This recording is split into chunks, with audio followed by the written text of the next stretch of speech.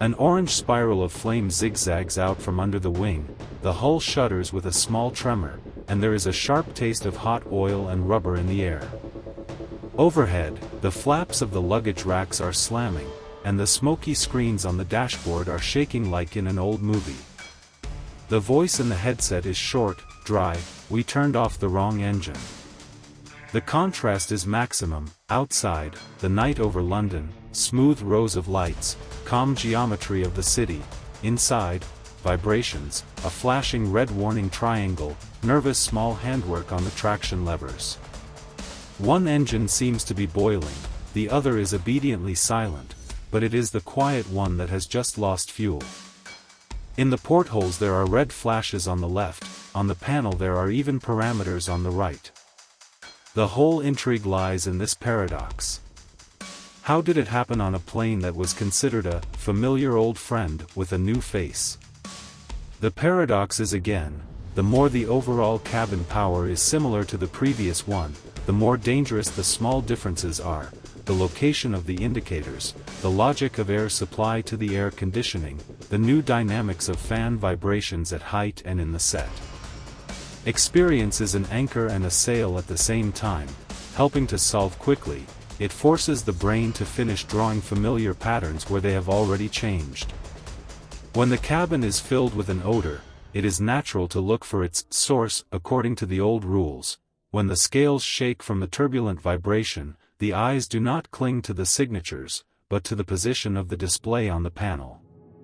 And all this happens in those seconds when the autopilot is turned off, and the roll of 16 degrees tells you which side has less thrust, but it's easy to miss the hint if your hands are busy holding the course and your ears are busy radioing. Details are important here, not dramatization. The new version of the 737 received a different architecture for displaying parameters, CRT screens instead of the classic arrows. Fan vibration is read from digital scales, and both vibration bands appeared on the right side of the engine screen, rather than symmetrically left/right. On Earth, it's a small thing. In the dark, with shaking and subsequent image, there is a trap in the eyes. Let's add one more touch of contrast. When the thrust of both engines is simultaneously reduced to low gas, the vibration disappears. The brain receives confirmation of the correct decision, although the physics of the process explains this simply. Excess fuel stops pouring into the combustion chamber of the problematic engine, and the hard pops stall along with the supply. Outside, there is a regular climb, a short flight plan, and the usual geography of the route. Inside, there is a human-machine interface in which one button, one scale location, and one solution change everything.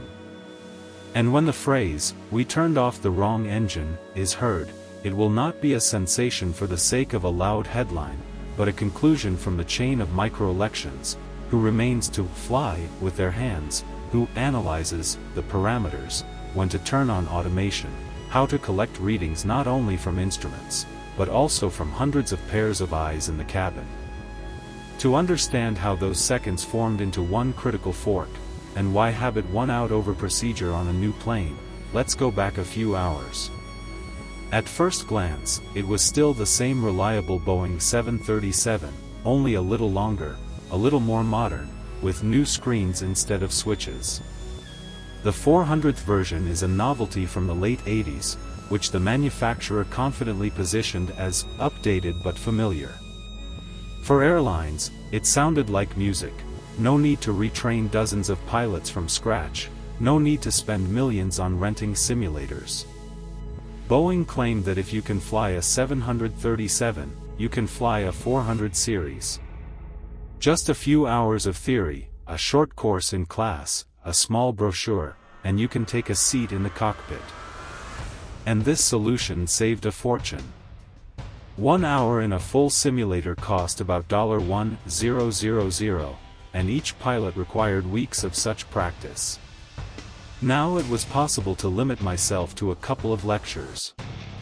The regulators agreed, the design is the same, the control logic has not changed, which means that retraining is not formally required. But behind this apparent simplicity, there was a subtle engineering difference. The 400 series received new CFM56-3C1 engines, which are more powerful but also more sensitive to vibrations. The air supply system for air conditioning and sealing was changed. Now both turbines were feeding the cabin at the same time, instead of one, as before. The layout of the display panel has also changed. The vibration of the left and right motors was displayed side by side on the same screen, rather than symmetrically. It would seem like a small thing. But in stress, even micro-shifting the usual scales can play a role. Even the ergonomics were different. Instead of the familiar analog devices, there were now bright CRT electronic displays. They were more accurate, but visually more complex. Pilots who were used to reading aero position data now had to work with digital numbers and flashing colors. In a calm environment, there are no problems. But if vibration, smoke, or a pungent smell of oil starts, the brain will prompt the old picture, not the new reality. British Midland Airways was proud of its fleet and trusted Boeing. For the company, switching to the 737-400 was a step into the future: less fuel, more passengers, and modern avionics. Only one thing remained unchanged: the pilots. They knew the 737 by heart, down to every lever and sound. It was this experience that became a double blade, a blessing and a trap at the same time. On the evening of January 8, 1989, there was a light frost at London Heathrow, and fog hung over the airfield. A freshly painted Boeing 737-400, named County of Leicestershire, shone on the platform. He had a short 1-hour flight to Belfast. Two people were preparing in the cockpit: Captain Kevin Hunt and co-pilot David McClelland. Both have passed the standard retraining. Both had experience on previous versions of the 737. And none of them, not a minute on the simulator of this particular model. The cockpit closes, the wheels roll, the engines rev up, and these pilots haven't had a simulator yet. Kevin Hunt was one of those pilots that airlines call sky veterans. 43 years, 22 of them in the British Midland, more than 13,000 flight hours, dozens of types of aircraft under their belt, from the old BAC-1 to 11 to the Boeing 737 jet of the first series. He was someone who was held up as an example in training: calm, calculating, predictable. In any situation, Hunt preferred logic and order. Colleagues said, if Captain Hunt is in the cockpit, everything will be under control. Sitting next to him was 39-year-old David McClelland, an experienced aircraft technician and pilot of propeller airliners, but relatively new to the world of jet engines. He joined British Midland only a year ago, where he completed an accelerated course on the Boeing 737. There are only about 3,000 hours under my belt, but only a little less than 200 of them are on the latest 400th version. He was attentive and disciplined, but still did not fully feel the plane intuitively. Where Hunt saw the familiar logic of the systems, McClelland was still consulting checklists and diagrams. The psychology of the crew in flight is a delicate thing. Ideally, the captain and the first officer act as two parts of the same system: one flies, the other analyzes, rechecks, looks at the picture from above. But this duo had an imbalance, invisible but palpable. The captain was confident, knew the plane and felt the air literally with his skin.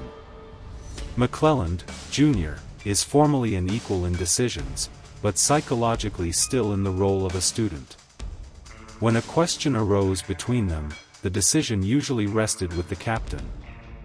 This is not a violation of procedure, just a dynamic of respect built into the culture of aviation in the late 80s.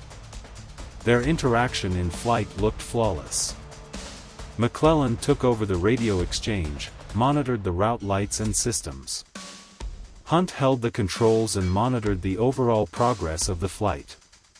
He was one of those captains who preferred to take off and land himself, not because he didn't trust him, but because he considered it a matter of honor. For him, flying was a craft in which responsibility could not be delegated to the end. They both understood that the flight was short, routine, and only about an hour long. A typical London, Belfast flight, business passengers, several tourists, a couple of families. No difficult weather conditions, no unusual procedures. Even the departure pattern is standard, a set of up to 6,000 feet, then a smooth ascent to the 350 level. Everything was supposed to be quiet and peaceful. But it is in such calm conditions that the brain works automatically. In routine, attention is dulled, decisions become almost reflex. The captain has confidence in experience, the co-pilot has confidence in the captain. This is how a trap is formed, which is invisible in normal flight, but in a critical situation turns into a deadly accurate coincidence of human psychology and systemic flaws. When the cockpit was filled with instrument lights and the plane rolled towards the runway, everything was going perfectly. The engines were running smoothly, the control cards were signed, the parameters were normal. At 1952, British Midland Flight 92 began its runway run at Heathrow. Captain Hunt held the helm, McClelland announced the speeds, V1. Rotate. Positive rate. Gear up. Everything is according to the textbook. No one could have known at that moment that after 15 minutes it was the distribution of rolls, the very thing that usually makes the crew strong, that would play a cruel joke on them. The 737-400 rolls smoothly onto runway 27, engines roaring in unison, the air trembling with thrust, the very vibration that now seems to be a symbol of strength. Hunt squeezes the steering wheel, his gaze scans the instruments, green light signal, everything is ready. There is a short British Midland 92, cleared for takeoff, on the frequency in the headphones, permission has been received. McClelland monitors the speed, 80 knots. V1, rotate. The plane gently lifts off the ground, London at night remains a scattering of steady lights below. The wheels are retracted, the flaps are folded, the autopilot is on, everything is perfect. The cabin is illuminated by the soft amber glow of the instruments, the steady hum of the engines creates a sense of calm. The captain leans back slightly in his chair, takes his hand off the controls, you can catch your breath. McClelland contacts the dispatcher, gets permission to dial up to 6,000 feet, then up to 12. After a few minutes, the plane rises above the clouds, where the darkness seems dense and the starlight is unusually close. The salon lives its own life. People take off their belts, open their dinner trays, and talk. The short flight is just over an hour, and most of the passengers are already mentally at home. Some return to Belfast after business meetings, others fly to their relatives. The usual evening flight. The automatic system maintains the course and speed. All parameters are in the green zone. The engines are running synchronously, the hands on the digital indicators are stationary. McClelland checks the fuel readings and reports, the system is fine, the pressure is stable. Hunt replies with a short, fine, and looks outside again. Somewhere under the clouds remains Heathrow, far behind.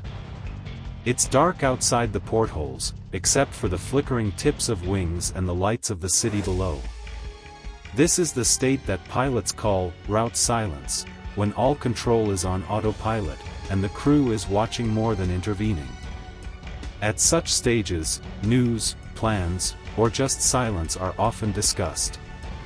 It is this silence, calm and confident, that precedes any sudden chaos. 15 minutes after takeoff, flight BM-92 is already climbing through 28,000 feet.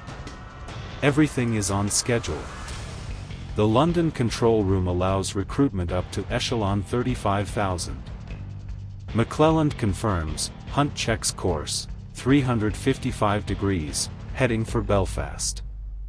There's a clear sky ahead, and the automation is perfect. Passengers are relaxed, the crew is balanced, and the instruments are stable. Everything is perfect. At 28,300 feet, the first blow will break the routine. The first jolt comes without warning, a short one, as if someone has punched the body. Then the second one, stronger. The plane begins to vibrate, the shelves above the passengers' heads are shaking, some lids are opening, plastic cups are rolling on the floor. People in the cabin shudder, someone grabs the armrest, someone turns to the window. Short flashes of orange, white flames shoot out from under the left wing, like strobe lights in the night. A second later, a thick smell of hot oil and rubber appears. There is no mistaking this smell, something mechanical is burning, something alive in the body of the aircraft. The atmosphere in the cabin changes instantly.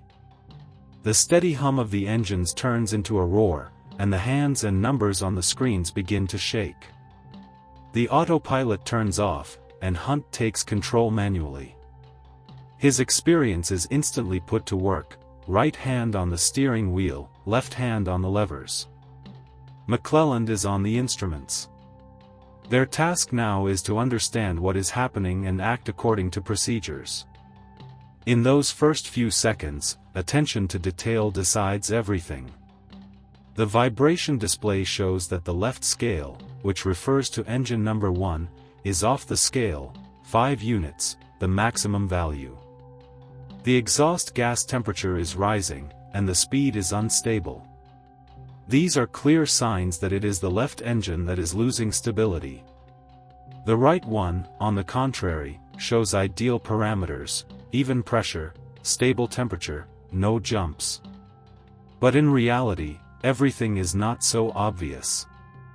In the new Boeing 737-400, both vibration indicators are located side by side on the right side of the panel, rather than symmetrically, as on older models. In a dark cabin, when shaking, under the effect of the follow-up image, when the eyes remember the flash for a fraction of a second longer, the brain easily makes mistakes. For pilots accustomed to classical markings, the high peak on the right is intuitively perceived as a signal of the right engine. The situation is clearer below, among the passengers. On the left side there is a bright glow, sparks, flames, the sound of tearing metal. Those sitting at the windows can see flames coming out of the engine. But there is no such picture in the cabin, only vibrations, noise, smell and electronic numbers. Hunt makes a quick decision, he will pilot it himself, and McClelland will do the analysis.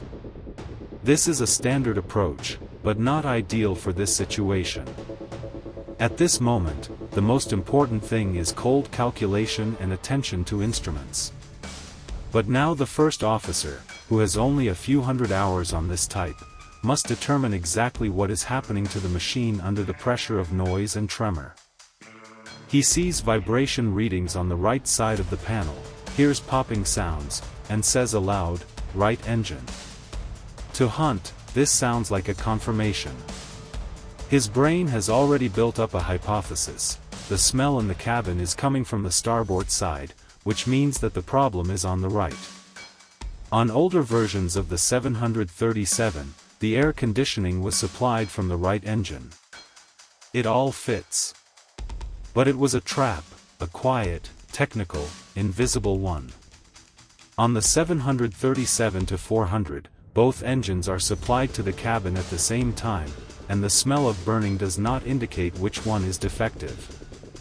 The shaking continues, the instruments fluctuate, and a familiar picture forms in the captain's head, the one that saved him hundreds of times before. He's sure he knows what's going on because he's already seen similar symptoms dozens of times. Only now these symptoms don't mean what they used to.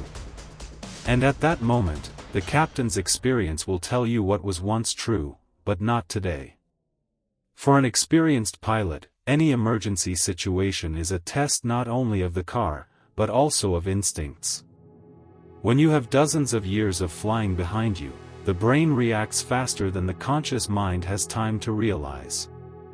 He doesn't analyze, he remembers. And therein lies the danger. Kevin Hunt did what any veteran in his position would do. When he smelled the burning in the cabin, he remembered the old truth: if there is smoke in the nose, there is a problem with the right engine. This is not a hunch, but knowledge gained over years of working on previous versions of the Boeing 737. There, the air conditioning system actually took air from the right engine. If there's a smell, it means it's on the right. Everything is logical, familiar, and proven by experience. But logic in aviation does not always coincide with engineering. In the new 737-400 modification, the air supply circuit has changed. Now both engines were feeding the system at the same time. And the smell of burning in the cabin could not tell from which side there was a malfunction. Only the instruments gave an accurate picture, but under stress, a person always trusts what is already familiar. Hunt decides to act quickly. He turns off the autopilot to feel the plane with his hands. This habit comes from the old school: when something goes wrong, it's better to take control. The captain is now fully focused on maintaining course and altitude. The plane is shaking, and every movement of the steering wheel requires strength and attention. Hunt passes the diagnosis to McClelland. Those with less experience should now evaluate the instrument readings, understand where the problem is, and come up with solutions. On paper, this is the correct distribution of responsibilities: one pilot flies, the other thinks. But in reality, the situation is turning upside down. The most experienced crew member is now engaged in the mechanical task of keeping the aircraft in the air, while the less experienced is left alone with a stream of conflicting information. The numbers are flashing on the displays, and the hands are shaking. McClelland tries to isolate meaning from chaos. Vibration on one indicator, temperature above normal on the other. The noise of the engine even covers the voice of a partner. He must quickly tell which motor is faulty, because it depends on which one of them will be turned off. The mistake here is not just a technical blunder, it is a choice between a working and a failed system. And while McClelland is looking at the numbers, Hunt feels it all over his body.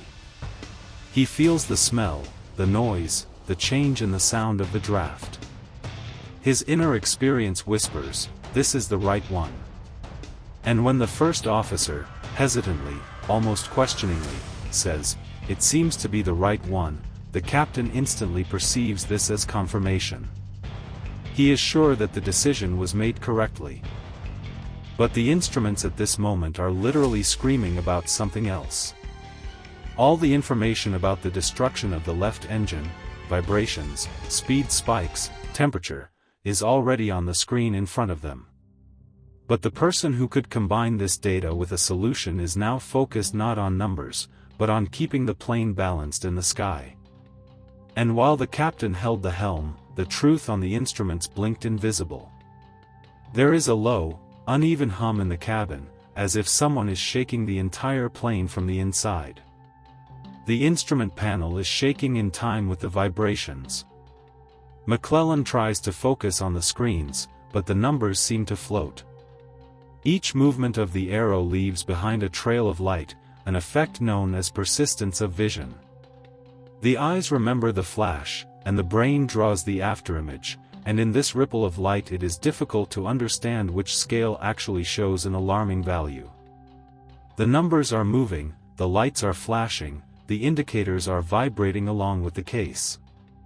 To the trained eye, all this is usually understandable, but not when the plane is shaking like in a centrifuge.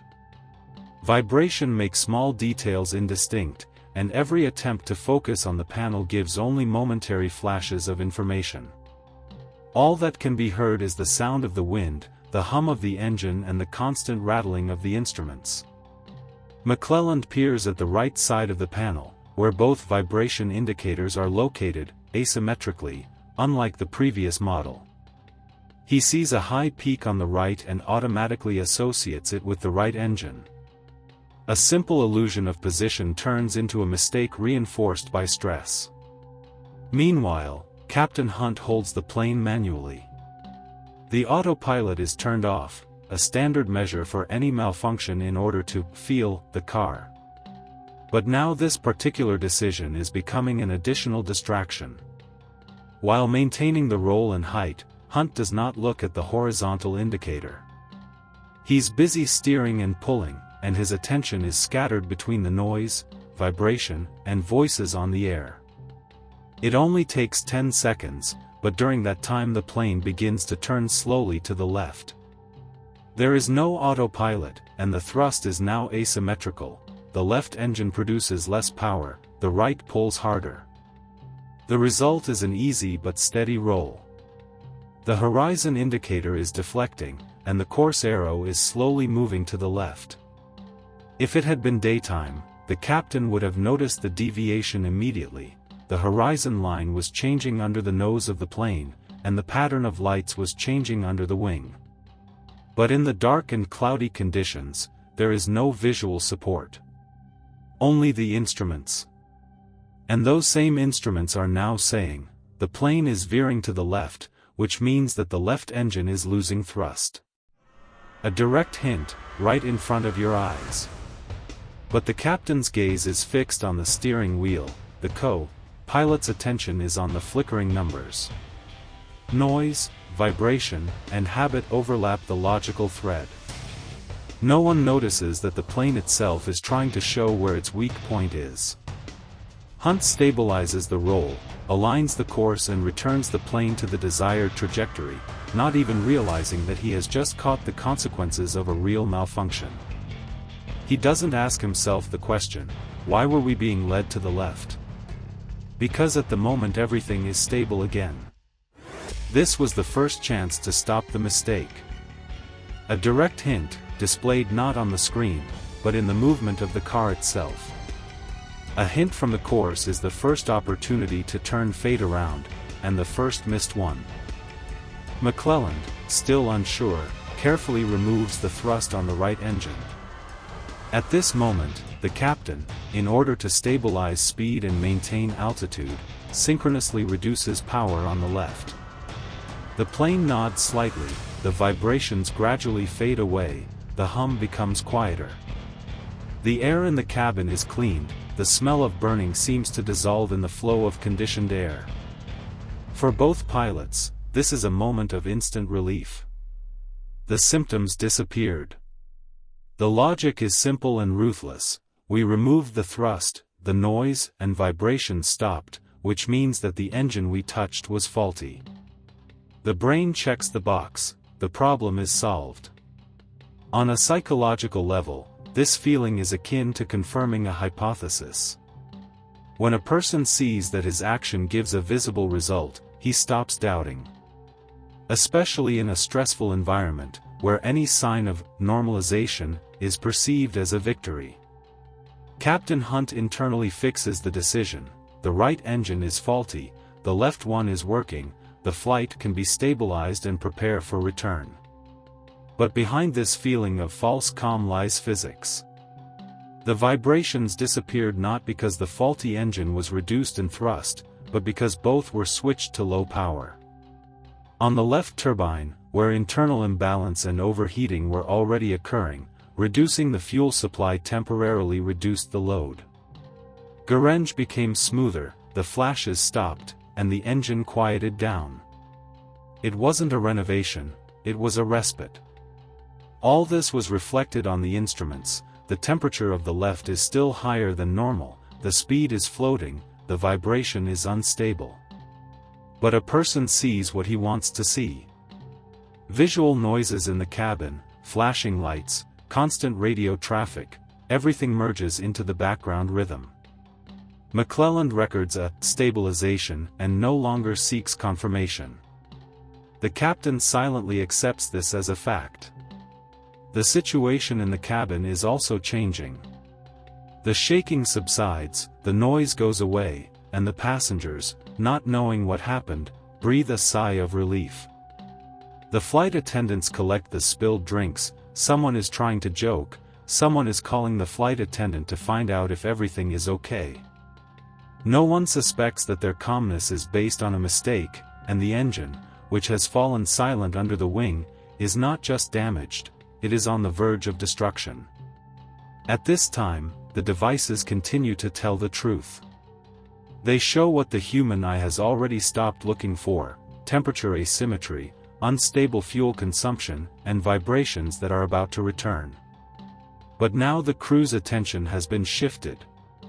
They have already made a decision and are mentally moving on to choosing an alternate airfield and return procedures. The brain says, "We did it." And the instruments are silently shouting the opposite. But the instruments are still screaming about the left. Will anyone but themselves hear it? In the passenger cabin, everything happened clearly and without instruments. Those who were sitting at the windows on the left side saw sparks and fiery flashes coming out from under the wing, as if someone had turned on a welding machine below. The flame flickered in and out of existence, and then a white plume of smoke was added to it. The passengers looked at each other, some clutched the armrests, some began to pray. The flight attendants noticed it almost immediately. The shift supervisor, moving down the aisle, looked out the window and saw that the flame was indeed coming from the left engine. He tried to stay calm, but his heart was pounding, and he already knew that the cabin should know about this by now. According to the procedure, the crew must be informed of everything that passengers and staff see. Sometimes it is the visual information from the cabin that helps pilots confirm which engine or system is out of order. However, there is a tight door between them and a communication protocol based on the captain's initiative. Modern standards use the NITS briefing: nature, the nature of the malfunction; intention, the intentions of the crew; time, the time before landing; special instructions. This short format allows you to share critical information: what is happening, what is being seen, what to expect. But in 1989, NITS was not yet part of the mandatory procedures. And Captain Hunt, busy with radio communications and management, did not arrange a formal exchange. He just called the senior flight attendant and asked one question: "Did you see smoke in the cabin?" He replied, "Yes, Captain." "Okay, prepare to land.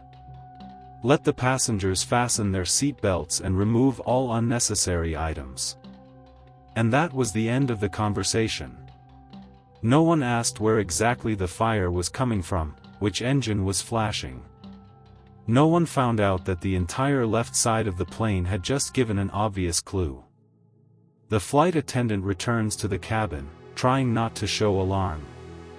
The passengers can see from his face that the situation is serious, but if he's calm, it means everything is under control. They obediently fasten their seat belts, and at this time, behind a thin wall, the crew is convinced that the right engine is faulty. The paradox is developing definitively. Hundreds of eyes see the obvious, but they cannot bring it to the place where the fate of the flight is being decided. The information is locked in two worlds. In the cabin there is a spectacle of flames and smoke. In the cabin there are even numbers on the healthy right engine and abnormal ones on the left, which no one is looking at anymore. The windows were seen on the left, the cabin on the right. Who will convince the captain? After a short discussion, the crew decides that it is far and inconvenient to return to Heathrow, and the nearest suitable airfield is the East Midlands. The road there is straight, the lane is long, the weather is perfect, and the main thing is the British Midland base, where technical engineers will be able to meet the plane. The solution seems rational and safe. Hunt informs the dispatcher, "Mayday, we have engine problems," requesting a diversion to the East Midlands. In response, a clear resolution and a course. The plane turns around, smoothly losing altitude. Everything looks under control. The crew is working smoothly, communication is calm. McClelland reports on the current situation: "It seems to have stabilized. The smell is almost gone. This only increases the captain's confidence that the faulty engine has already been put out of operation. It remains to complete the procedure: turn off the right engine according to the checklist. The first officer opens the emergency map, engine shutdown checklist. One by one, the points go: the thrust lever is at 0, the fuel tap is closed, the revs are falling. At the bottom, on the panel, the fuel temperature indicator is slowly lowering. Everything is exactly according to the procedure, calmly, methodically. But the right engine, which they are now putting to sleep, was the only one fully operational. The left one, damaged, continues to operate in a minimal mode, quietly hiding the internal damage. There are already cracks on its blades, the balance is broken, but as long as the thrust is low, the engine is holding up. When the right engine is completely stalled, the aircraft significantly loses power. Hunt turns on an auxiliary turbine, the APU, to take on part of the electrical load. Everything is normal. The cabin is filled with the soft hum of the generator, and the pilots feel calm. For them, this is just a standard procedure: one engine is out of order, the other is working, which means that the aircraft is able to fly to the airfield without problems. Everything is different outside. Passengers on the left side continue to see a plume of smoke and a trace of burning oil on the wing skin. Some people already realize that the engine is still out of order, but it doesn't occur to anyone that he is considered a worker in the cockpit. Hunt contacts the East Midlands Air Traffic Controller, a request for priority boarding, a short situation report. From the ground, they confirm to him, the weather is clear, visibility is excellent, heading for lane 27. Everything is going perfectly, as if fate itself is building a corridor home. Only one green field lights up on the control card, the left engine. One motor, one source of thrust, one chance to make it. And while the crew is preparing the approach plan, everyone is sure, this is a common technical landing. There remains only one, the most problematic one. Will he be able to reach the glide path? The course for the East Midlands is set, but the calm is fading fast. An overload begins in the cabin, not a physical overload, but an informational overload. The radio is buzzing continuously, London is transferring control to a new sector, a new dispatcher is dictating the frequency and altitude, and at the same time a message is coming from the company: they want to know what's going on. McClelland alternates 3 conversations at the same time: dispatcher, communications service, internal procedures. He is trying to introduce an approach scheme into the onboard computer of the FMS, but the new type of interface is still unfamiliar. On previous versions of the 737, it was possible to set the course manually. Now everything is done through a digital menu, where each step requires confirmation. To make a mistake means to disrupt navigation, so he acts cautiously, but slowly. Captain Hunt holds the altitude manually at this time. He could turn on the autopilot again, this would reduce the load, but instinctively prefers to drive himself. For pilots of his generation, it's not only a matter of control, but also confidence. If you feel the car, it means you're in control of the situation. But now every little thing, radio switching, speed change, pressure adjustment, falls on the shoulders of 2 people, one of whom is already distracted by dozens of small tasks. Hunt makes an attempt to restore order. Let's look at what we saw. Vibration, smoke, then everything went quiet. He begins a mental analysis, but at that moment the dispatcher interrupts. British Midland 92, turn on to course 120, descend 3000. The conversation ends, the attention goes back to management. Minutes pass in an endless series of switches: heading, altitude, pressure, checking flaps, confirming checklists. Each step requires coordination, and in this series of procedures there is not a second to realize. The systems are working, the devices are in the green zone, and therefore the inner voice that should have alerted is drowning in routine. The first officer finally decides to return to the review. He repeats, "Engine 2 is stable, the temperature is normal." Hunt nods without looking at me. He's busy lowering and releasing the flaps. All the attention goes to the point tasks. The plane enters the descent zone. City lights appear under the wing, and in front there are barely noticeable glimpses of runway lights. East Midlands is already in touch. Do you see the landing lights? Confirm visual contact. Now only the last part remains, to straighten the course, stabilize the speed and bring the plane onto the glide path.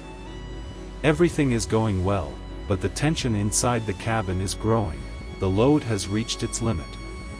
Any mistake at this point can cost seconds, and seconds can cost heights. Hunt gives short commands, flaps 15, landing gear down.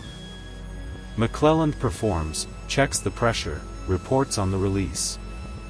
The plane is stabilizing, the speed is dropping, there is barely enough thrust to hold the plane. Hunt sees the glowing stripe lines in the windshield. Everything is under control, but only until you need to add more power. And when the windows of the lane are already in the windshield, the only engine is asked to give more. Hunt gently pulls the lever of the left engine forward. The plane is already heavy, the landing gear is out, the flaps create huge drag, and the speed is at a minimum. To hold the glide path, you need a little more power, just a few % of thrust. But the moment the turbine responds to the command, the comm collapses. The vibrations return instantly, not smoothly, but like a hammer blow.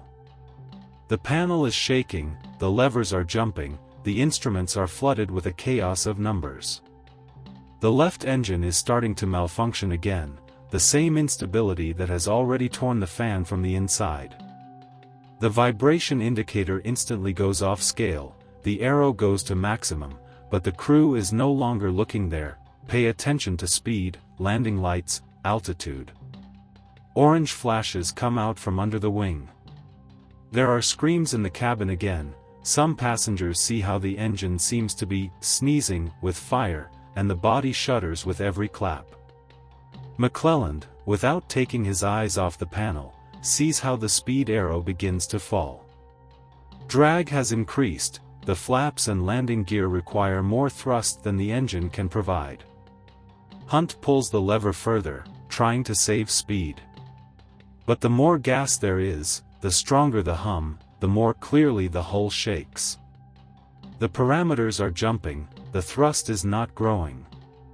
At some point, the engine seems to exhale, the sound changes, the roar becomes intermittent. The exhaust gas temperature is off the charts, the fuel supply indicators are dancing. The plane continues to descend, and every second takes dozens of feet. The speed drops below 140 knots. With a normal twin-engine approach, this is safe, but now the aerodynamics are not forgiving. One working motor is not enough to keep a stable glide path with fully released mechanization. The air becomes viscous, as if the plane is falling into dense darkness. Passengers can see the strip lights getting closer, but the angle is too steep. The situation seems strange, as if the plane is not flying, but gliding on its back to the oncoming traffic. There are alarm tones in the cabin, a speed signal and a trembling rhythm of vibration of the control knobs. McClelland sees the altimeter rapidly descending, 1,500 feet, 1,200, 1,000. He tries to compensate, suggests slightly reducing the flaps, but the solution does not change the physics, the engine does not pull. His shoulder blades are worn out, the imbalance is growing, and now there is a new flare of flame.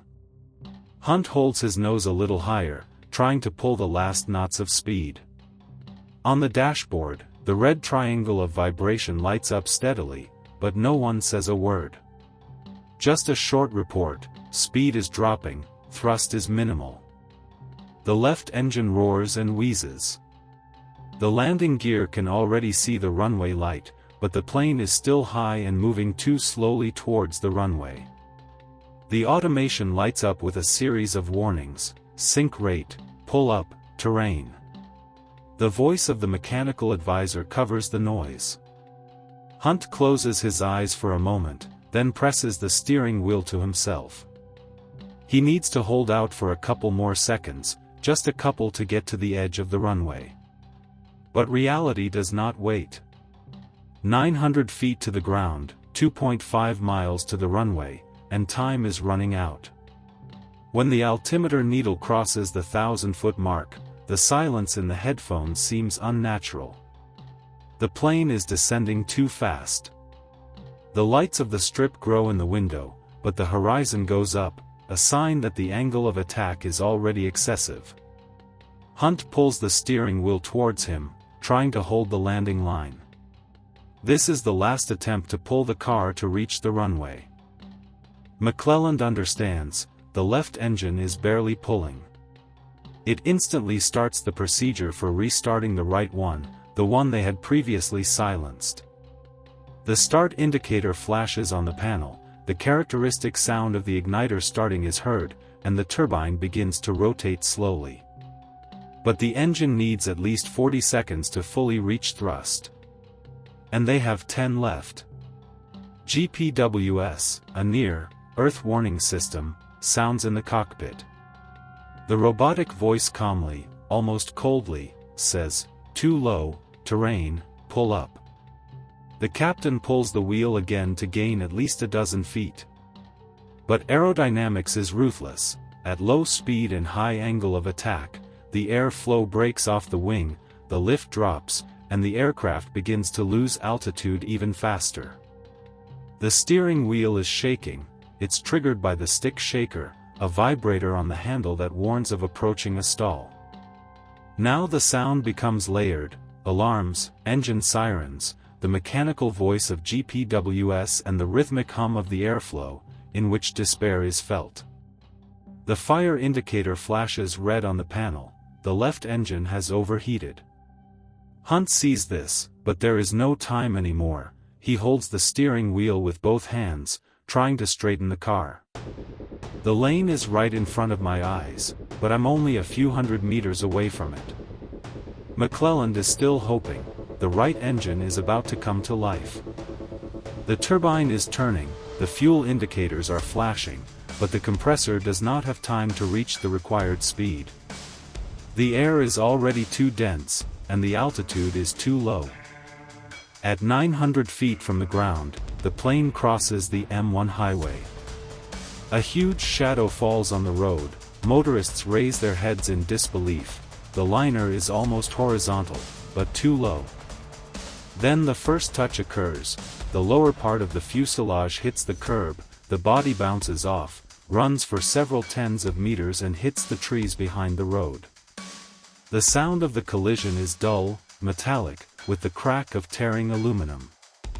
The fuselage breaks into 3 pieces, the tail comes off, and the nose freezes in the wet ground. Everything freezes in the cabin. The energy of the impact dissipates, leaving behind a silence broken only by the crackle of fuel dripping from the tank. The alarms continue to sound for a few more seconds, as if they don't realize that everything has already happened. The dispatcher calls the board. British Midland 92, confirm landing? There is no answer. It's over. The price of a mistake is human lives. But the reasons go deeper than one cabin. When the investigators opened the left engine, they saw that it had collapsed not because of an external factor, but from the inside. One of the fan blades literally broke off at the base, not from a collision with a bird, not from a foreign object, but from metal fatigue. On the new, still shiny engine, there is a kink, like a broken nail. The reason turned out to be deeper than the engineers had anticipated. The new CFM 56-3C1 engine series installed on the 737-400 had a larger fan diameter and a modified airflow. At high altitudes and at high speeds, fluctuations occurred on the blades, which were not taken into account in the calculations. These vibrations caused microcracks at the root of each shoulder blade, so small that they could not be noticed either by visual inspection or during standard inspections. At an altitude of about 28,000 feet, when the engine was running at maximum power, one of these cracks turned into a rupture. A metal fragment flew out into the stream, damaged neighboring blades, causing a chain reaction. The rotor balance was disrupted, and the engine literally started tearing itself apart. Hence the frenzied vibration, popping, flames, and eventually a complete failure. The investigation quickly established, this problem is not unique. Similar damage marks were found on other 737-400 aircraft. Boeing immediately suspended flights of all 99 aircraft of this series in service worldwide. Urgent design improvements have begun, the fan blade fasteners have been strengthened, vibration modes have been recalculated, and the vibration amplitude tolerances have been changed. After the modification, the engines were certified again, and the fleet returned to the sky, without this defect. And yet, there was always one thought in the reports of engineers and researchers: the problem was not only in the metal, but also in the human solutions that surrounded this metal. After all, even the perfect technique will not save if the logic of the cabin and the logic of the person go in different directions. The equipment was adjusted. But how to fix what happened in their heads? After the disaster, for the first time, the investigators started talking not only about technology, but also about people. Not about someone's personal fault, but about a system error built into the very structure of pilot training. Up to this point, the training focused on piloting techniques, how to fly an aircraft, how to perform procedures, and how to respond to specific malfunctions. Now it has become clear, experience is not a guarantee of safety if you do not manage how this experience works under stress. This is how a new paradigm appeared, CRM, Crew Resource Management. The main thing in it is not just to know what to do, but to be able to use all the resources around you, the co-pilot, flight attendants, systems, time, and your own attention. The crew should act not as two independent roles, but as a single cognitive network. One flies, the other thinks, analyzes, observes. And if something doesn't add up, the procedure requires not to solve it instantly, but to stop and double-check. Now it has become not just a rule, but a culture. In every serious airline, CRM forms the basis of training, like physics and aerodynamics. Pilots train not only on simulators, but also in communication, how to ask questions, how to express doubts, how to stop a wrong decision by a senior. In parallel, the logic of visual interfaces has changed. In the new generations of the 737, starting with the NG series and up to the MAX, the dashboards are color-coded, parameter deviations are highlighted in red or yellow, and critical zones are highlighted with animation. Now it is almost impossible to make a mistake due to the location of the indicator. The color attracts attention, not the position of the scale. The procedures for interacting with flight attendants have also changed. The NITS briefing is now a mandatory part of any incident. The captain is obliged to report not only what is happening, but also to listen to what others see and hear. Information now flows not from top to bottom, but in a circle. It was this decision that was born from that evening when the crew of the British Midland did not find out that dozens of passengers had seen the obvious. There is also a new principle that is taught in every training center today: fly, navigate, communicate, manage automation. Fly first, keep control of the car. Then there is navigation, that is, awareness of the position in space. Next is communication, information exchange. And only then, automation control. In that order, without haste and without panic. But perhaps the main change is not technical, but cultural. A new habit has formed in aviation, to pause and recheck. If the solution seems obvious, this is not a signal for action, but for doubt. Because in the sky, the obvious is often deceptive. After Flight BM-92, checklists were changed, procedures were redesigned, and task allocation methods were standardized. Now, even in the simulator, pilots are required to replay scenarios where intuition leads to the wrong place. The goal is to teach the brain to slow down when it is too confident. And what happened to the crew, and to the system that trained them? When the dust settled and the investigation was completed, the public's attention shifted from the technical details to the people. Captain Kevin Hunt and First Officer David McClelland survived, but their careers ended on the same day their plane crashed. British Midland fired both almost immediately after the report was published. The wording was dry, a professional mistake of the crew. It was a blow to Hunt. He spent 22 years with the company, from cadet to fleet commander. McClelland worked at British Midland for less than 2 years, but it ended the same way for him, with no chance of recovery. McClelland later sued the airline for unfair dismissal and won compensation. Captain Hunt himself did not sue, but in an interview he said that their dismissal was a convenient way to remove responsibility from the system. It's easier to blame two people than to admit that the training and admissions to a new type were wrong. This dispute became the starting point for a reassessment of the entire system of interaction between the manufacturer, the airline, and regulators. The investigation revealed that the root of the problem was not in the two people in the cockpit, but in a decision made thousands of kilometers away, in offices where engineers and managers were looking for a balance between certification speed and cost savings. When Boeing released the 737-400, the company convinced aviation authorities that pilots already familiar with previous versions did not need a full retraining course.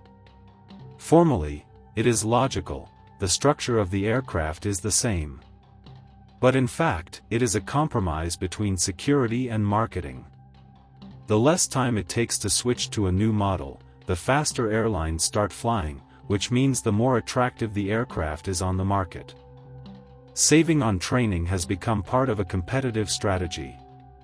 The tragedy of British Midland 92 revealed the cost of this approach. The reports explicitly stated that the lack of simulator training, the lack of crew experience on the new type, and the lack of a clear information verification system in the cockpit were decisive factors. And although Boeing promptly made changes to the designs and training materials, these solutions appeared after the system had already failed. At the industry level, the disaster has become a turning point. Aviation regulators have revised their approach to certifying new modifications. Now any small change requires proof that it does not entail a change in piloting logic. Airlines can no longer limit themselves to a paper course. British Midland, despite official apologies and payments to families, has lost its reputation as a reliable carrier. A few years later, her brand disappeared from the market. The company was absorbed by BMI, and then Lufthansa.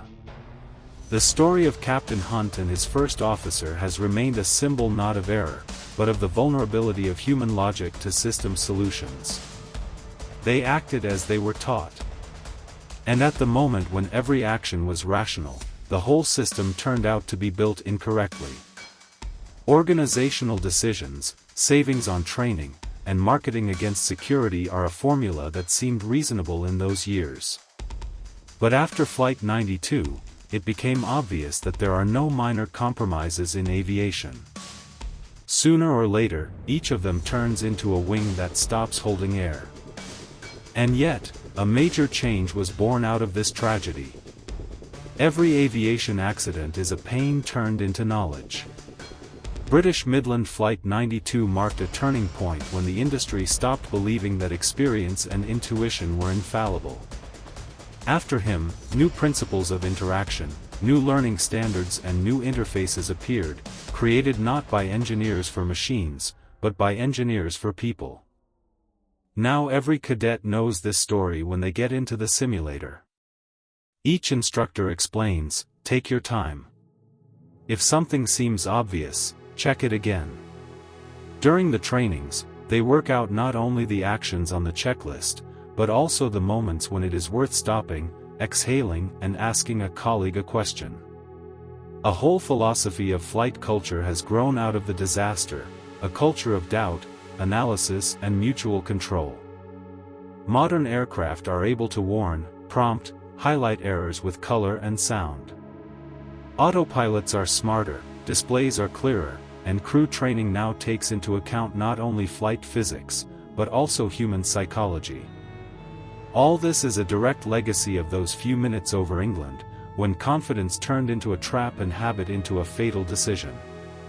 Today, passengers boarding a plane may not know the name of Kevin Hunt or David McClelland, but it is thanks to them, their mistakes and their struggle until the last moment that flights have become safer than ever. Every new system, every learning module, every line in the checklist bears the imprint of the lesson that was written not with ink, but with fire. This flight was a reminder: technology is not only about metal and wires, but also about the people who control them. And as long as a person is able to learn from their mistakes, the sky will become safer. We remember names, and we don't repeat mistakes.